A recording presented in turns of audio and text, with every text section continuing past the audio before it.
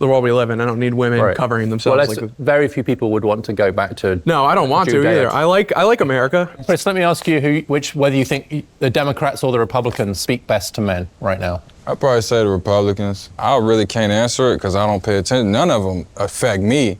But I see more of the Republicans, whatever they talking about, because Trump and Vance and them, they just put themselves out there. They're more direct. You see Joe Biden is just some old guy. You can barely hear him. You know what I'm saying? You don't know what the hell he's talking about. And then you got Trump, who's going to come direct, more just to where I understand it. I do agree that I feel like Republicans or conservatives have signaled to men, younger men, you have a place here. If you come with us, you'll have fun. You can be expressive. That you can open is something yourself. that they do. You don't have to be polite. You don't have to pretend. Quinn Decker says, bro, what do you mean it doesn't affect you? So unless you see, so for a lot of people who are not politically informed, unless you see a direct executive order that has direct cause and effect on you right now, most of what people are going to see is, well, what do my material conditions look like right now?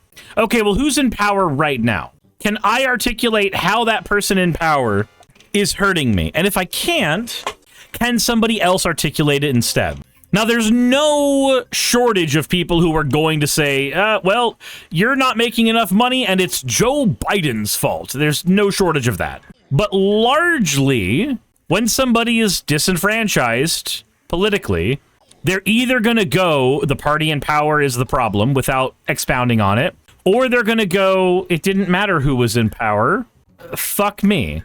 Those are your two angles the person's going to go. And obviously, he's in the, it doesn't matter who's in power, fuck me. That's where he's at. Yes, the things that Trump does do negatively affect him. There's a measurable effect on his taxes. There's a measurable effect on the infrastructure that will be there for his kids. There's a measurable effect on all that. But it doesn't mean that he's cognizant of that. And people like Trump make it a point to love the poorly educated. But the problem is that if I sit here and just call the guy a moron, because that's not helpful. If I do that, then I'm playing into this too. Now I'm the leftist who's talking down to the person who's been disenfranchised, and the Republicans are there to take it all in. The Republicans are there to go, oh, what did you do? You said that these people are bad people. These people don't deserve to have rights, or however they want to do it. However they want to do it. It's going to be hyperbolic no matter what. But whatever angle they choose, they're going to find the person who you or me made fun of, and they're going to say, that was wrong of them to do. That was wrong. Come here. You're going to have a good time. You're going to have a great time. We're not like that. We're not like that at all. To be someone you're not. You don't have to be. First of all, Ravi, thank you so much. Holy fucking shit. That is a huge donation. $69.69. That is a nice donation. Also, Ravi, you weren't supposed to do that. That's not a thing you were supposed to do. At all. Alrighty, let's continue. Be restrained. I don't believe it's the way that they funnel men into this corner is the best. I mean, you'll watch a video on YouTube about working out, and then Andrew Tate will pop up eventually, and then some more right-wing comedian will pop up, and then you'll have Joe Rogan, and then you'll have Ben Shapiro, and then you'll just be exposed to this whole manosphere. I hate this term, the Joe Rogan of the left, that they need one. Joe Rogan is sort of left. He endorsed Bernie Sanders in 2016 and 2020. All I've seen in that doesn't make him a leftist. That's not what that means. My lifetime is Democrats conceding more and more and more and more. Especially on men's issues, Especially on men's issues. And they're just slowly shrinking the circle of issues that they actually care about to align with things that aren't going to get their donors pissed off at them, I love the point though about Joe Rogan endorsing Bernie Sanders twice, because anytime somebody who appeals to young men across the board rises to a level where they might actually reach any sort of real power, Democrats just kneecap them. The Democrats don't have a narrative when the Republicans do. The Republicans are immigrants, trans people, a bunch of minority communities. They're the reason why your life is bad. The Democrats don't have that. They have oh, we're going to tinker around the edges of the status quo. Well, then wouldn't they say that it's the billionaires, it's the I don't oligarchs? think the corporate wing of the party would. They're sitting in the room. Yeah, they're sitting in the room. The Democrats have as much corporate money as the Republican Party does. Do you think that the Democrats have become too much the women's party? I don't even think you can really say that. Like, I think there are probably more women that vote Democrat. No, they're not the women's party. If they were the women's party, they would have tried to solidify Roe v. Wade, and they fucking didn't. Than men. That's true. They are absolutely true. But I think Democrats are just completely empty and lack any real spine when it comes to any issues whatsoever. Thank you. Republicans, they do the things they campaigned on. For better or worse, I think most of the policies they implement are just objectively evil and create more human suffering than, we already have. But they actually do them, and it speaks to voters. If you're the kind of person that thinks illegal immigrants are causing all the problems in this country, then you like what's going on right now. You like that people are being randomly kidnapped off the street. There's an authenticity to right. it. Even if you They're not disagree with it. they're not telling you one thing and doing another. Democrats, on the other hand, they tell you that they want to do all these progressive things. They tell you they support, lowering the cost of healthcare and education. They tell you they support, raising the minimum wage. And then what happens when they get in office? Biden can't even get his own senators to approve raising the minimum wage from $7.25 an hour. Like, the fact that that's still the federal minimum wage in this year, 2025, is a joke. What they were talking about really was a sense of authenticity. There's a high degree of respect among men, I think especially for young men, for men who say what they think and stand by it. He's been insanely consistent his entire life. He's basically been saying the same thing, been for the same thing his whole life. That kind of codes as a kind of masculine virtue. The Republicans, they have co-opted masculinity and they've politicized it. You see it in UFC. I'm on the left. I like watching UFC. I think it's very entertaining. I think it's a very skill-filled sport. But I don't want to see Trump and RFK Jr. and nerdy Mike Johnson walking to the octagon. People... You kind of do want to see Mike Johnson do that. I don't want to see him anywhere. Nowhere has all of this mess played out more than in one specific phrase. Oh? What do you think of the term toxic masculinity? Good and useful term, or a bad and unhelpful term? Largely unhelpful. I'm just going to see who wants to take toxic Well, I'll masculinity. go first. This is how we find out who's the most toxic. Well, I hope I ain't too toxic, but for me, I don't even believe in nothing like that. I believe a man is supposed to be a man. You know what I'm saying? You're supposed to be masculine. No matter if another man feels offended by it, everybody ain't gonna respect you. Everybody ain't gonna like you. If a woman's saying that a man's doing too much or something, he's just trying to be a man, Or he might be being a jerk or a predator or whatever. So what do they mean by toxic masculinity? That's the question. Okay, yeah, I never understood it. At one point, this term toxic... So, again, like with the term racism, there is a academic understanding of what toxic masculinity is, though it's a less academic term. And it is largely a critique on the negative aspects that we lump onto masculinity. Now, this can be how men treat women. This can be how men treat each other. Toxic masculinity can easily be a conversation about how men should be allowed to cry. And it's a matter of toxic masculinity that it's considered bad for men to cry. The problem with the conversation about toxic masculinity is the word. I'm going to be honest, it's literally the word. When you use the word toxic masculinity, as accurate as it is, and as much as I'll advocate for it on this channel, one of the problems with that word is that it just sounds like you're trying to say men bad. And we can throw it on guys for misunderstanding that. We can do that all day. But is that helpful? Is that useful?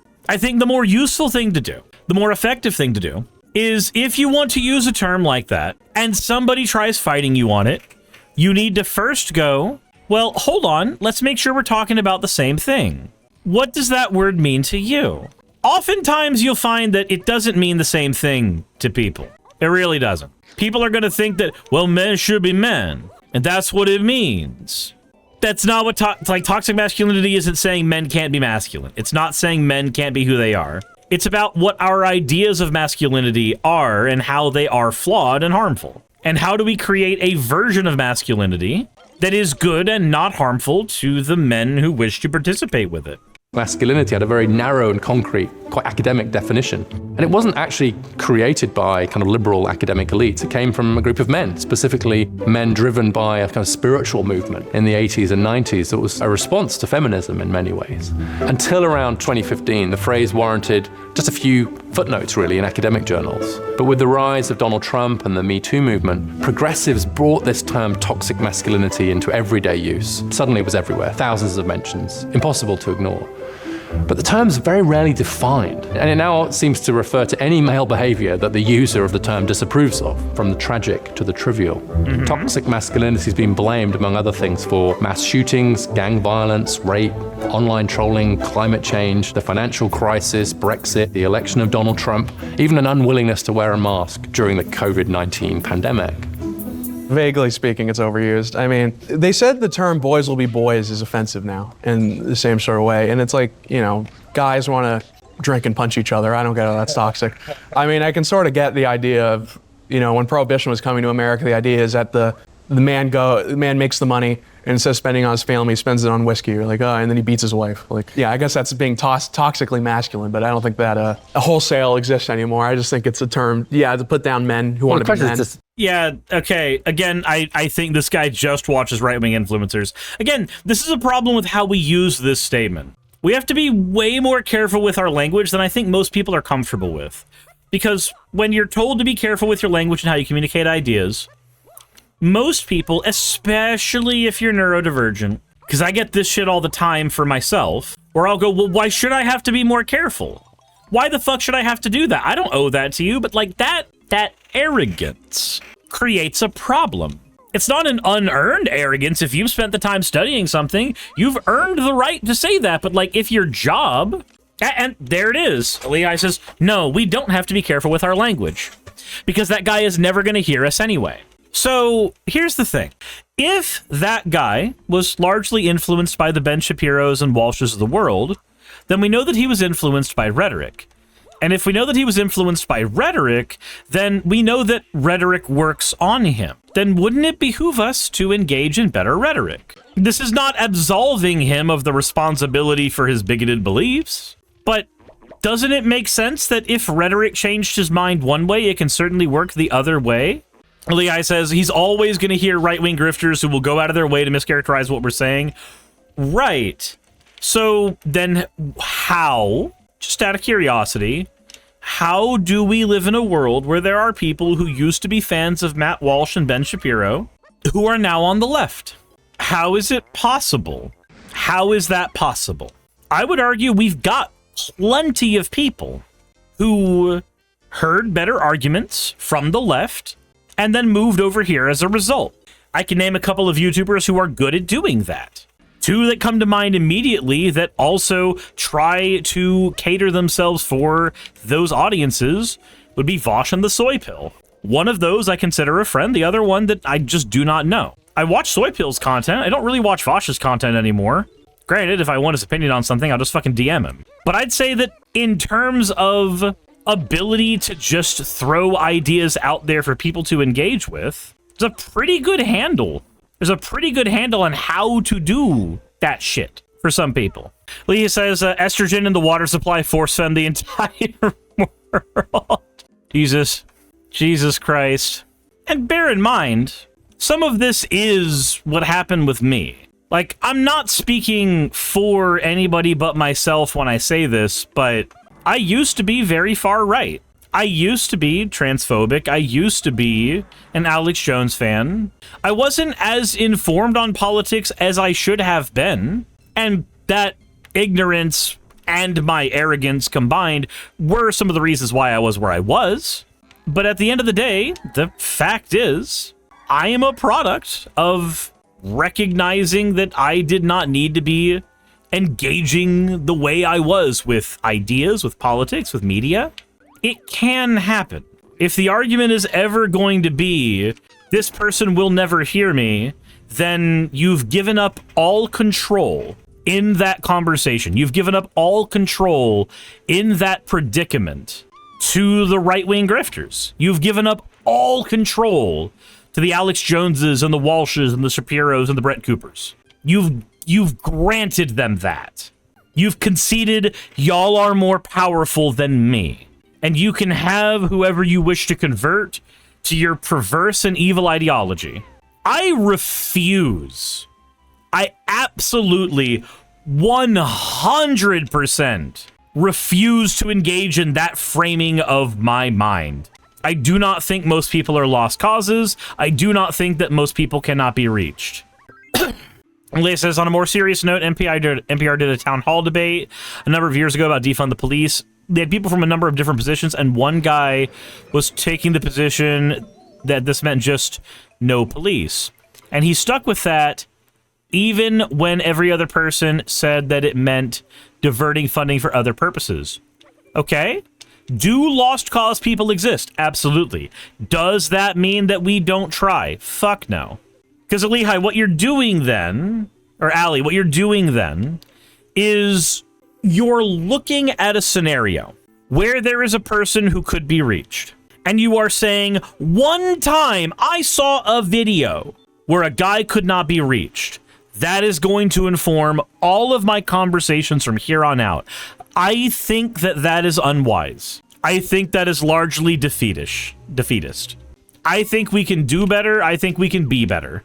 And I know that many of you want to do better and be better about politics because you're watching this stream.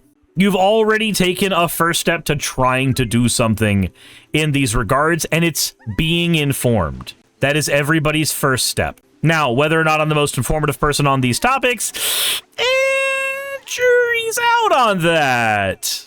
I'm not into makeup. That might be shocking. That's just toxic. That's just toxic. That's just regular toxic. Before 2016, before this dressed up word, you'd have this guy's an asshole. He's overly aggressive. He's just, way too forward, or he's creepy, or whatever it might be. So you call him an asshole, you call him weird, whatever. But now it's toxic masculinity, and then there's like a whole bunch of other opinions that people can just lump into toxic masculinity. But when you call someone an asshole, you kind of just know what they're talking about. They need to go back to just good. saying All right. that. That's a lot easier. Say that again. They should just go back to just calling guys a-holes. Like I'd like to be called. So, conclusion of this debate, everyone's an asshole. We should just No one's toxic. Mission accomplished. I don't find this response from the guys here surprising at all. Very few men or boys are going to react well to the idea that there's something toxic inside of them that needs to be exorcised. I didn't try to raise... Yeah, it's true. So, like, if what he's saying is true, where toxic masculinity was the parallel movement to classical feminism, whereas classical feminism, just in the name, just in the messaging, is empowering, toxic masculinity as a name is disenfranchising. Raise my sons to be not toxic. That's not a very empowering message. I think, if anything, it's the opposite, that the term toxic masculinity will sort of drive more boys and men away to the online manosphere, where they'll be reassured, at least, that there's nothing wrong with them, and that it's actually the liberals who are out to get them. But also, at a deeper level, what this means is that we miss the opportunity to address the real structural problems facing many boys and men, when instead we focus on the toxic flaws in those individual men. So if they're depressed, we say it's because they don't express their feelings. If men get sick. Ali says, dumbing everything down, which is not what I have said to do. You've already mischaracterized what I've said to do in the first sentence there. Dumbing everything down to a level where you cannot be mischaracterized makes it impossible to have an actual conversation on these topics, though. I disagree. As a person who spends my time hanging around conservatives in real life at card shops, at a fucking taco bar, where these issues come up a non-zero amount of times, I disagree. There are ways to engage in these conversations that have a higher yield of positive effects. If we start tossing out language because it makes conservatives' brains shut down and stop listening, then how is that not a massive concession to their position? It's not a concessive... it is never a concession to give up a strategy that does not yield results. It is never a concession to abandon a strategy that does not yield results. Where is the term toxic masculinity useful? It's not useful talking to the blue-collar worker.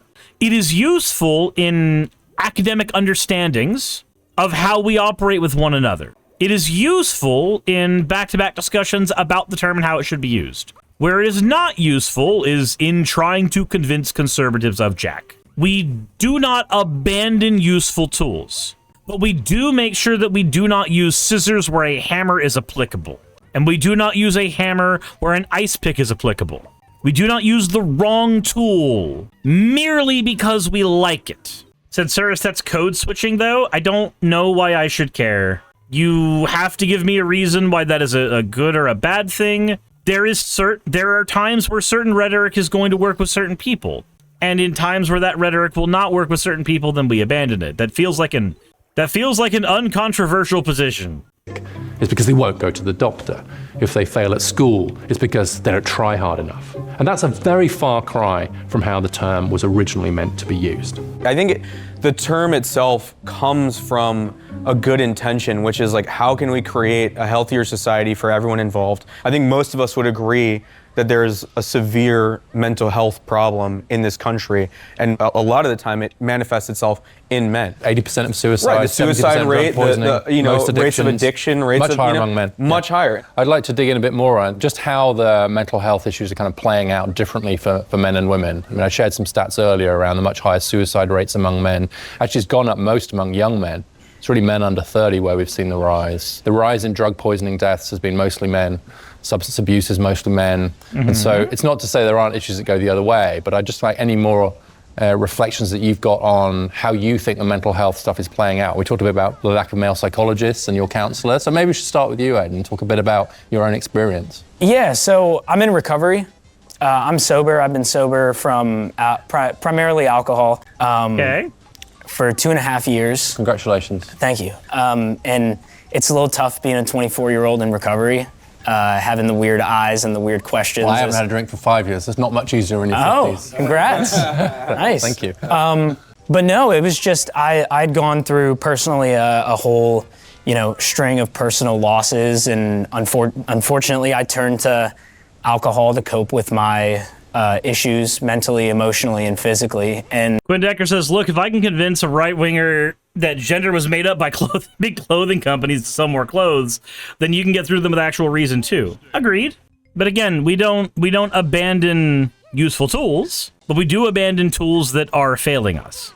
If stats show us that largely right-wingers have taken disenfranchised young men and re-enfranchised them within the big tent of their political party, and that has yielded political results in the favor of the right wing, even to the further disenfranchisement of those men, their method yielded results.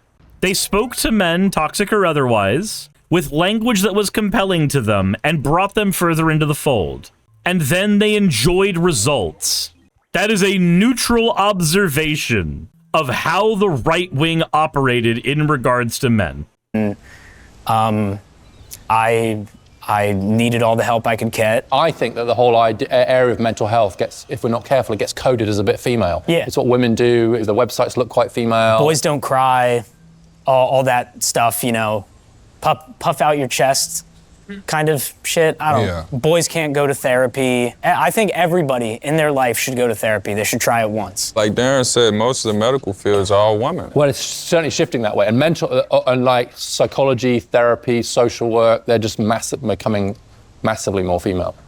Jobs like these, increasingly dominated by women, fall into the industries that I call HEAL: health, education, administration, and literacy. If we're going to do right by the men in our society, we need to both protect workers in traditionally male industries and help men adapt to current economic realities by encouraging them to transition into these HEAL jobs.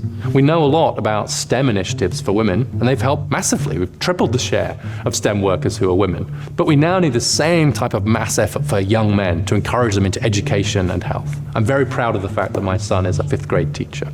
And gender gaps can't be addressed without also addressing class gaps. While the gender pay gap has narrowed by 19 percentage points in the last 40 years, the class pay gap between the top and the middle has widened by 12 percentage points. There's a moment that really I want to leave you with, stuck with me and I found inspiring. After we'd wrapped up, the 5 young men who disagreed with each other pretty strongly, they sat and shared a bite to eat, exchanged numbers, and they just hung out with each other, not as representatives of different political ideologies or as enemies, but as fellow young men trying to figure things out. And as we discussed, a lot of young men don't have a script anymore for how they should be in the world. Quite often they know what they shouldn't do, but they don't know what they should do. And so what we need now are some new economic and social scripts which allow for a positive vision of masculinity that is also compatible with gender equality. If we're going to write a new script for men that matches modern society, it's not going to come out of finding the perfect influencer. It's going to come out of messy conversations like this one. So thank you for watching, and hopefully, no matter what side of the political spectrum you land on, you got something out of this conversation. I know I did. More Perfect Union wants to have more conversations. I think I got mostly conversations with my chat about stuff, and I hope those conversations were productive. At least I hope so. Maybe sometimes they weren't. Maybe some people got banned. Who knows, though? Who knows? I certainly have no idea if anybody got banned during the course of all that. Nah, me at all. Elias says, look, again, if young men feel they don't have a script, then clearly they should go for the young woman script instead. I mean, if they want to transition, they can. I feel like we should have free HRT for everyone. If they want it, they can have it. If they don't want it, they can give it to their friend who does. Bucket as my name says, from the extreme right all the way to the center. Quinn Decker says, what script? I'm confused. Have you never heard that? Have you never heard that that society gives you a script? It's a basic part of, like, studying social contract stuff. All right, I'll explain it real quick. First of all, Lily, thank you for redeeming your points, friend. Oh, wow. All right. So the concept of that is really simple, Quinn. It's the idea that when you are born, there is a script for you to follow. Now, that script is based off of your gender roles. So what are the gender roles of a dude? Well, they're supposed to be providing for the family and being a stable rock for everybody. That's the gender role of the man. That's what it's supposed to be. What's the gender role of the woman? They're supposed to be the nurturer. They are supposed to be the person who provides emotional support. They are supposed to be the person who is the homemaker. That's the gender role, the gender script here. A lot of people feel like if they cannot fulfill what society or their parents as a proxy for society have told them what their job is supposed to be in that society, that they feel lost. Why are they 35 as a man and not providing for someone? Why are they in their 40s or why are they in their 50s and not having kids when that is something that society told them that they should have had by now? The idea, very, very simply, is that there is a script that people can follow, and many people find comfort in that. Many people find comfort in the idea that they're supposed to get a job and stick with it for 35 years, and they'll get a pension as a result of that. After all, that's what their grandparents did. And then they start raising kids, and the script tells them that their job is to give the best life for those kids, and that's their purpose in life. And so long as they made sure that their kids had a good life, wash their hands, rinse, repeat, all's good. Do it again with the grandkids. There's a huge comfort to that. But we run into a couple problems. When people tell them that that script is not supposed to be followed, which it's not supposed to be followed, it is a thing that people can follow if they want. But when people say that the script is not supposed to be followed or the script is bad, people can then feel like they don't have anywhere else to go. Well, I was told I was supposed to be a man and a provider. I was told I was supposed to be a woman and a nurturer. What am I to do now? When people feel like they've lost the script, they feel themselves like they are lost. And not everybody is in a position to build a foundation for themselves. But the idea of the script is that there was a promise societally at some point that they were going to get a good paying job. They were going to be a provider for a loving partner. That partner was going to give them kids and a home and joy. Quindecker says, oh, so social expectations based on gender, I didn't know it was called a script. So a script is a stand-in for just a thing you were supposed to follow. A script is a set of expectations. It's a set of expectations about lines and acting, but yeah, it's like the college script. The college script is, you do good in high school, you get a good GPA, then you can get into a good college. You do good in college, you get into a good frat, you make good connections, you're gonna have a good job. A place that wants you on your experience and connections you made in college. And then, after you're in college, that good paying job is going to let you support yourself and your family for however many years that you're going to be doing your thing. Now, that is a script that derails itself very quickly when the job market doesn't want the particular thing you went to college for, or it does and the market is dying, or it does and you have the good job and it doesn't pay you enough to take care of your student loans. All of those are things that break that script, none of which are in your control. But that's the idea of the script. It is just the set of expectations on your life, and consequently, the set of societal promises that should have gone with them. A lot of people find that script very, very comforting. Some people do not. If I'm being honest, I find the idea of a script really comforting. Like, honestly, as much as I enjoy being the one that just kind of makes my own way in life, as much as I enjoy being the one that makes everything about my life what it is for me, by me, and only for me and by me, there's also something really nice about being able to just go through motions. But our society isn't really built for people to just go through motions anymore. Because for the gender script to work, then we need to not have things like dysphoria. For the gender script to work, we need to have things like good paying jobs in the first place. We need to have things like ease of communication between the genders. We don't have all those things. Eric says, I'd love to follow the script, just the other script. Please give me the stay-at-home husband role, please. Dude, what a fucking dream that would be, just having the husband-wife dream. Allie says, see, I missed the connections bit, which is the actually important thing about university. It's not that the schools teach things better or worse, it's just that some give you the connections. Yeah. Hey, thanks for making it to the end of the video. I really could not do any of this without all of you. Those of you watching, and especially those of you who support me on Patreon. I wanted to go ahead and take a minute to thank all of you who do that, because with YouTube being what it is these days, I really cannot do this full time without the support from each and every one of you. Those people would be Red Joker, Purple Poundini, Jemshin, Britzkrieg, Jupe the Malignant, Michael, Ravalern, Mabbity Babbity, Astral Frontier, Tales of Atonement, Nixie Chan, Kiri Artemis, Limor Pinku, Love Bunny Games, Victorian Alchemist, I'm not saying the last part of that, and you know that, Aurora, Leela Ururaka, Arcton Arclacier, Curatorian, Dren Hadamata, Jordan M, John L, Lord Bleck, Smiling Game Master, and Fireshard. Thank you so very much. But since you're here, why not go ahead and try watching another one? There should be one that's on the screen right now. And if you are a patron of mine, I wanted to go ahead and thank you again for all of your support. There is still a video you could press though, if you'd like. I would appreciate it. Just a little bit.